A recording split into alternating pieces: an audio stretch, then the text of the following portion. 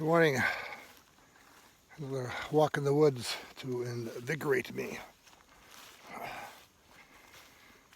You have those mornings where you just don't want to get out of bed. You just don't want to do what you usually do. You just don't want to do nothing. Well, it was one of those days. So luckily I have this dog that will hound me, literally hound me, until I go out and walk with her. And when I get out here, start my walk, and I'm amongst all these oxygen producers out here. Say, wow, this is just like, remember, I don't know if you remember, years ago there used to be oxygen stations in the airport where you could, pay 50 cents and get 2 minutes of oxygen to rejuvenate yourself. Well, I'm saving money every day I walk up here. I don't need an oxygen machine because they're all around me. These trees are producing oxygen. I wonder if it's true or not that actually the level of oxygen is higher here than it is out in the prairie. I don't know. Interesting thought. But I didn't want to get going today. Yeah. So my morning routine is get up and have my cup of coffee and say hello to my lovely wife, and then kind of do some morning centering, a little praying, and then taking a look and kind of scanning the news. I don't want to dig in there too much. I don't want to get too involved, but at least I would need to know what's going on, or so I say. Control needs, of course. And then might take a quick little spin on Facebook, see what's going on. Concerned about what's going on in Portland. Very interesting thing with federal intervention there around the courthouse, and that what has propelled this 50-some days now of protest.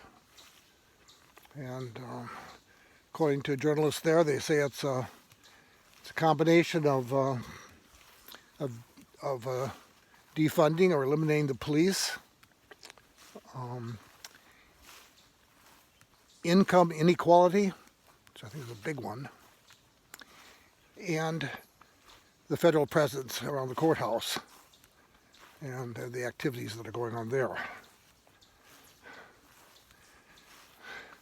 I was recently quoted in a news article from for the Marshall Project about talking about protests, and one thing I said in there, and I'll repeat it, is never, never, never, never start high on the force scale. Always start low. You can always go high. You start high, you make everybody else high. So I think that's one thing I learned about handling protests for over 20 years. And I think that the militarization has sometimes worked against that. That's not the military model. The soft democratic model is negotiate. What are your aims? How can we help? We are here to help you protest your constitutional right to grieve the government. And yes, it should be peaceful. And let's keep it that way. Because if we lose the peacefulness, maybe we lose the message. But not everyone agrees with that. So, here we are in these most unusual times. I hope people are recording this as to, what this is like, and what are the things that we'll never go back to. I really hope the virus doesn't stick around so long as that we don't feel comfortable shaking hands, hugging one another, eyeballing close. What I worry about today is the one thing that I feel most restricted in is the ability to, sit down face to face with somebody and talk about maybe the problems we have and what we need to do.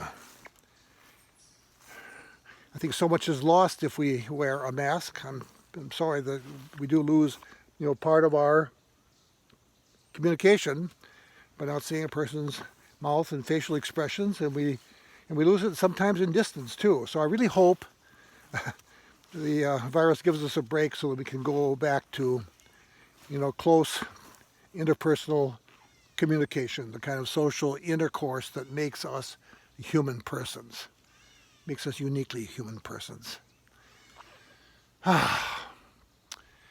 Well, nothing like a walk in the woods to refresh a person. So I'm ready to go forth today, right now. Go out there and slay a few dragons, get Sabina hooked up to the dialysis machine, monitor that process, and we will go forward in the day. And I hope you get out there, get out in the woods, get out and walk around, get some oxygen in those lungs, and